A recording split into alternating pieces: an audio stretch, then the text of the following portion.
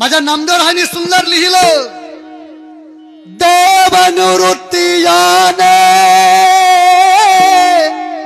धरिले दोन्ही कर, जातो ज्ञानेश्वर वैसावया। जगाच्या बापाने एक हात पकडला, मायबाप निवृत्तीनाथाने एक हात पकडला, थोडस दृश्य आपल्या डोळ्यासमोर आणून बघा।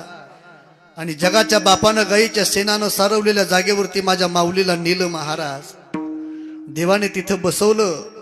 भगवान ज्ञानोबरांनी ज्ञानेश्वरी पुढे ठेवली आणि जगाच्या बापाकडं पाहत पाहत पद्मासन केलं, कुंभक रेचक केला, स्वर श्वास आतमध्ये कोंडला आणि जगाच्या बापाकडं पाहत पाहत माझ्या माऊलीने डोळे बंद केले।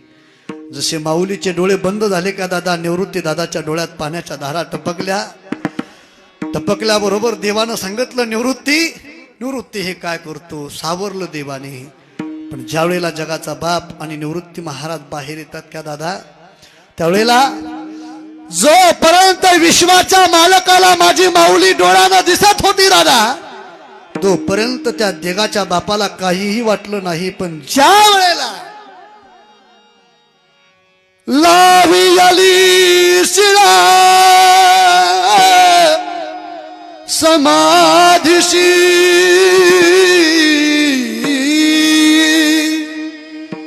ज्या वेळेला जगाच्या बापानं स्वतःच्या हातानं तो दगड ती शिळा त्या समाधीला लावली का दादा, विश्वाच्या चालकाला माझी माऊली देशनाशी झाली। मग जगाचा बाप काय अवस्था झाली जगाच्या बापाची ऐका दादा। तो विश्वाचा मालक जगाचा बाप पंढरीनाथ पांडुरंग परमात्मा दगडावरती मस्तक आधळू आधळू जनावरासारखा रडू लागला। माऊली माऊली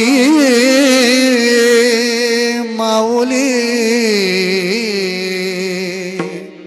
माऊली माऊली माऊली माऊली आक्रोश करून जगाचा बाप ज्या वेळेला रडतो का, निवृत्तीनाथ दादांनी देवाला सावरलं। निवृत्तीने बाहेर आणले गोपाल, लावी आली शिळा समाधीशी, सोपान मुक्त बाई सांडती शरीर, मनती धरा धरा निवृत्तीशी, मनती धरा धरा निवृत्तीशी। जगाचा बाप रडतोय। वरती आले महाराज, सर्व संत मंडळी जनावरासारखी एकामेकाच्या गळ्यात पडून रडताना जगाच्या बापानं पाहिली, स्वतःला सावरलं, सर्वांना आपल्या मिठीत घेतलं, सर्वांचं दुःख देवानं सावरलं आणि भगवान परमात्मा त्या ठिकाणून निघाले। पंढरपुरामध्ये आले महाराज, पाय टाकला पांडुरंगाने मंदिरामध्ये, त्या नवग्रहामध्ये पाय टाकला, महाद्वारात पाय टाकला महाराज।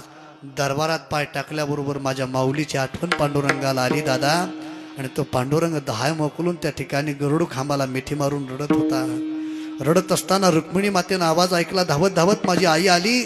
मालक मालक मालक तुम्ही का रडता? हा प्रश्न केल्याबरोबर जगाच्या बापानं रुक्मिणीच्या गळ्यात मिठी मारली आणि दहाय मोकलून रडू लागले। रुक्मिणीनं आपल्या पदरानं देवाचे डोळे पुसले आणि विचारलं, मालक सर्व जग ज्या दिवशी रडते त्या दिवशी अश्रू पुसण्याचं काम तुम्ही करता, पण मालक आज तुम्ही का रडता? प्रश्न केल्याबरोबर जगाच्या बापानं उत्तर दिलं,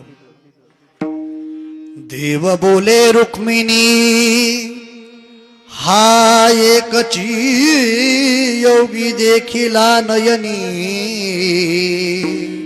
रुक्मिणी हा एकच योगी मी माझ्या डोळ्यानं असा पाहिला की त्या योग्यांसाठी तो मला परत दिसणार नाही आणि तो योगी आता नाहीये, म्हणून त्या योग्यासाठी माझ्या डोळ्यामध्ये पाण्याच्या धारा टपकतात। ऐका दादा, ज्यांच्यासाठी देव रडतो का ते निके वैष्णव